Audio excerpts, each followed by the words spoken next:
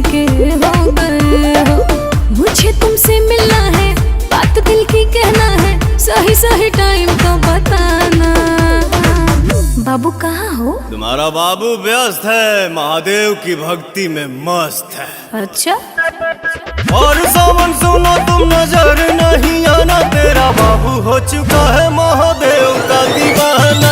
और सावन सुनो तुम नजर नहीं आना, तेरा बाबू हो चुका है महादेव का दीवाना। जब जमाना मुश्किल में डाल देता है, तब मेरे भोले हजारों रास्ते निकाल देता है। क्या बात कर रही है?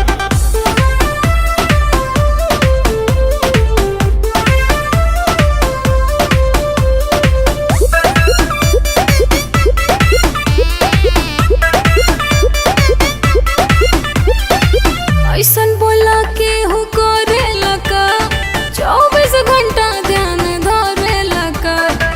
हम हो त पूजी महादेव के बाबू, इतना भक्ति में के हो रोवे लका। सावनवा में मनवा हमार उनके भिरिया रहे, भंगिया के गोला खा के दिलवा बम बम भोला कहे।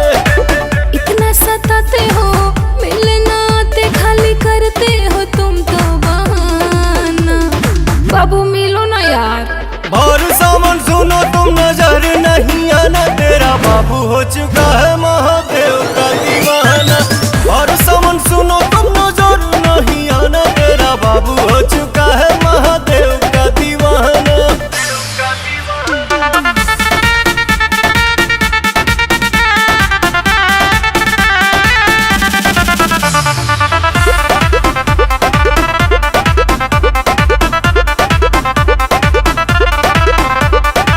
मिले के मन बड़ी करता हो, धीरज न दिल धन धरता हो। अच्छा, कतने दिन भइल देखला सुरतिया, तोहरा पवन रोवा जो रहता हो। मोह माया के नगरी से कुछ दिन ही दूर रहीला।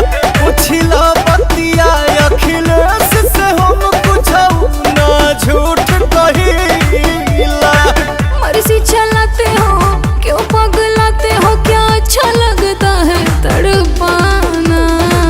बाबू रांची भेजोगे क्या? और सावन सुनो तुम नजर नहीं आना, तेरा बाबू हो चुका है महादेव का दीवाना। अच्छा? और सावन सुनो